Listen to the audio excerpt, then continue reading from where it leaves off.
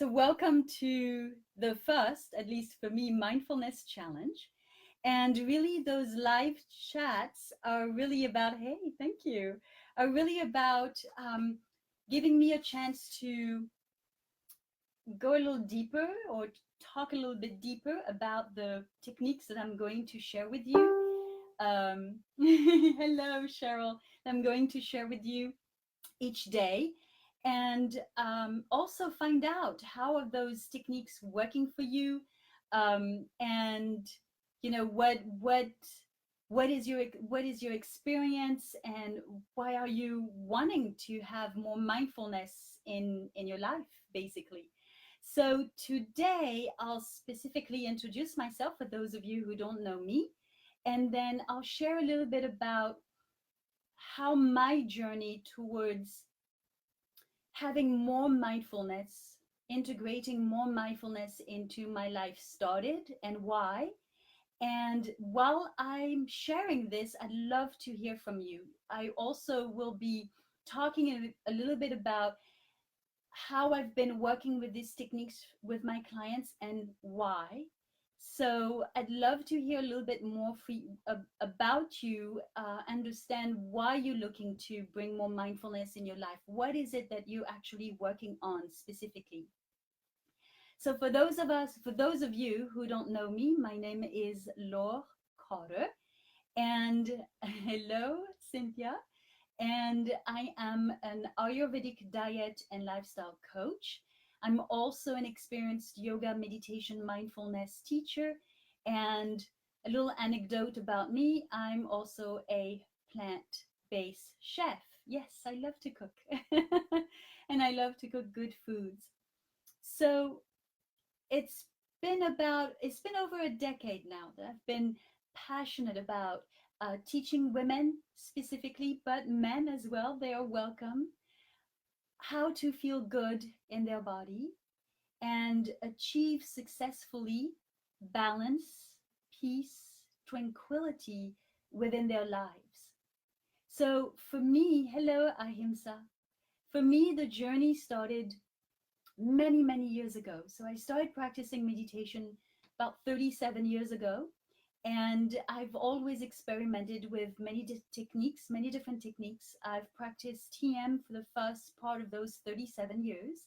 And then I was attracted to Zen Buddhism.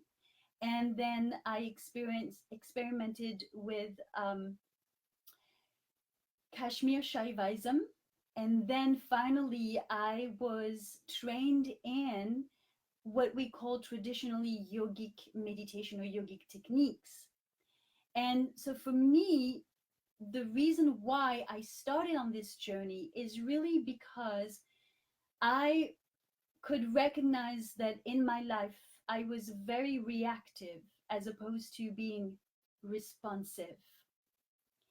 I had a tendency to, whatever situation, depending on the situation or the person in front of me, to really take things very personally and to react with impatience, with irritability, and sometimes even with anger.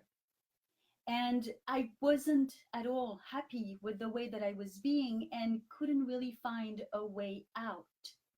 So, what was really interesting after 37 years of practicing meditation, what I can tell you is, hello, Kimaya. Meditation is amazing. And what I have found is that it works like on a subconscious level. But what I needed for myself were techniques, tools that I could use right there and then to help me calm my mind down, be more present, and especially, as I shared with you, be more present with the emotions that were cursing through me, right? That were making me be so reactive without any judgment, of course. And then perhaps understand that maybe there was something deeper than that. So that's what, for me, that's how my mindfulness journey started. I looked over at the word mindfulness and I found a beautiful definition Mindfulness is the ability to be present to sensations, emotions, thoughts in the midst of experiencing them, but without reacting to them, right? And it is a tool to be able to some degree, let go of those strong emotions, but more specifically, to really understand ourselves and be able to respond to situations the most appropriate way possible for us and for the other parties concerned, right? And so that is really, really important. So I'm really happy that you're here, but I want to take some time and would love for you to share with me what is what is the need for mindfulness in your life. Understanding what does mindfulness mean in your life, right? Mean for you.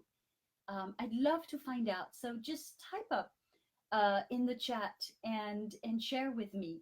So while I'm waiting for you to share, I'll also explain why I started using mindfulness or mindfulness techniques with my clients as an Ayurvedic diet and lifestyle coach, and even before, way before. You see, I found that there's a lot of talk about mindset. Oh, yes, to succeed, you have to have the right mindset, right? But in my personal experience and observation, there's something that comes before mindset, and that is mindfulness. Because before we are able to change the way we think, we have to be able to become aware of how we think, right?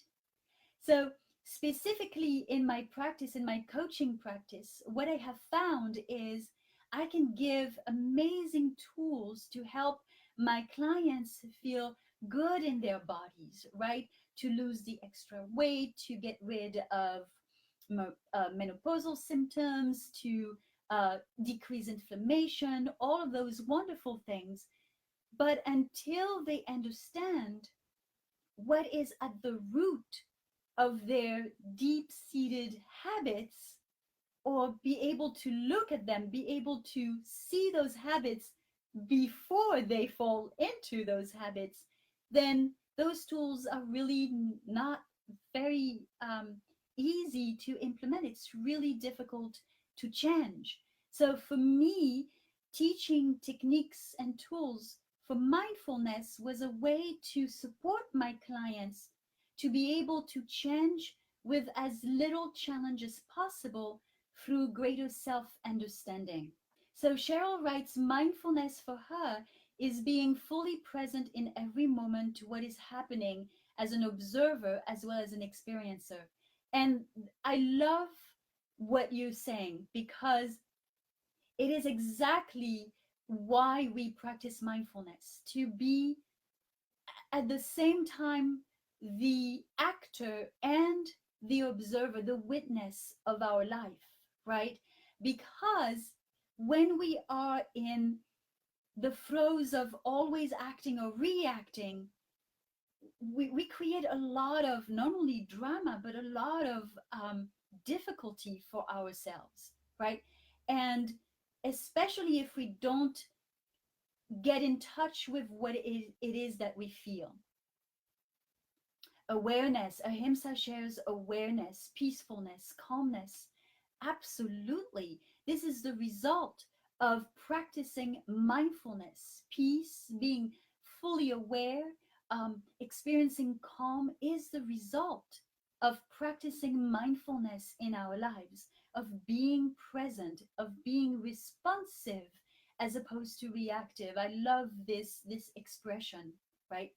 And so the techniques that I'm giving you, like today's technique about breath, I really love this technique. And once you've done it a few times with my recording, you'll know it's so easy. You'll know how to do it on your own wherever you are. You won't need to necessarily close your eyes, though it will be nice to be able to just, take yourself out of the situation for about 5, 6 minutes, right? before responding to the situation. But I have found that I can today practice natural breath awareness, the technique that I shared with you today, in the midst of being in a situation, right?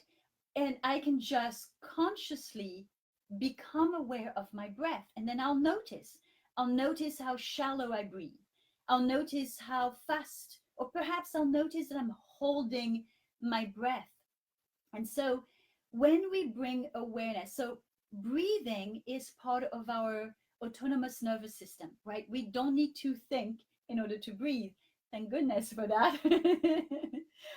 And at this, so what happens is that when we are in stress mode, when we are in situations that triggers us, right? That trigger us and create stress, then what happens, that stress mode, the sympathetic nervous system triggers a breathing fast, a shallow breathing, or a holding of the breath. And so the very act of consciously breathing or consciously bringing your awareness to your breath allows for our parasympathetic nervous system to respond. And so we're able to break the cycle of chronic stress. So it's both necessary as a practice to experience more peace and awareness and calm, and as a practice to experience health within the body, right? Because if we are constantly in sympathetic nervous system mode, we are constantly in chronic stress. When we can cut that, when we can stop that by supporting our parasympathetic response, then we have the tool to support our immune system, right? Lisa, yes, pausing. Lisa says pausing throughout the day and asking myself where I am and what time it is brings me to that place of mindfulness. Absolutely. Lisa is kind of giving you a little hint about what's coming up, in the next few days. Another really wonderful practice. Absolutely. So this is really what I wanted to share in the chat, and then get your feedback as well. Just a little bit of background of how I've come to this practice and why. So the natural breath awareness is a traditional yogic meditation relaxation practice that I learned during my training, and it's really a beautiful practice. I've given you just 6 minutes, even though it can be a full-blown meditation and can last up to 15 minutes, even longer. But for me, the goal was really to give you a tool that you can use at any point in time. Because as I shared with you, we have this idea that to begin to practice mindfulness, we might need to sit for hours in meditation. And my experience is that this is simply not true. Meditation is great, and there's a need for something else, right? For us to be able to practice mindfulness when we need it, at the moment that we need it, right? So this video, if you're not watching the video live and you're watching it later, you're watching the recording later, please share what you think what is mindfulness for you, and why you want to bring more mindfulness into your life. We all love to see your comments, get to know you a little bit more. Yes, Lisa shared that she loved the idea of this challenge because it holds her accountable to do the work, which is truly simple, grounding, and a delicious, oh, I love it, way to start my day in the new year. Yes, isn't it? Thank you, Lisa, for confirming that with me, for me, that it was really a necessary offer, right? To start this 2020 year. I think that for many of us, it's going to be an absolutely extraordinary year. and we really want to be present to all of the gifts that life has to offer us, but also present to all the challenges that life has to offer us. Because that's also what mindfulness is about, right? It's being present and practicing compassion with ourselves as we are going through the challenges of life, of this new year, and of life in general. Oh, Safira said, shared love, the natural breath awareness this morning. She didn't do it driving, but she did park her car while she had a few minutes before an appointment. She felt so good doing this mindfulness practice already, and feel like she can do it throughout the day in those in between times instead of going on her phone. She felt productive just breathing. Isn't that amazing? We really have within our reach everything that we need when we know what it is that we have, right? One of my teachers, one of my mentors, loves to call these techniques, those tools, islands of serenity. I really, really love this expression. And I really hope that moving forward, these techniques that I will be sharing with you would work for you as islands of serenity throughout your day. Okay, my lovely ones, this is it for today.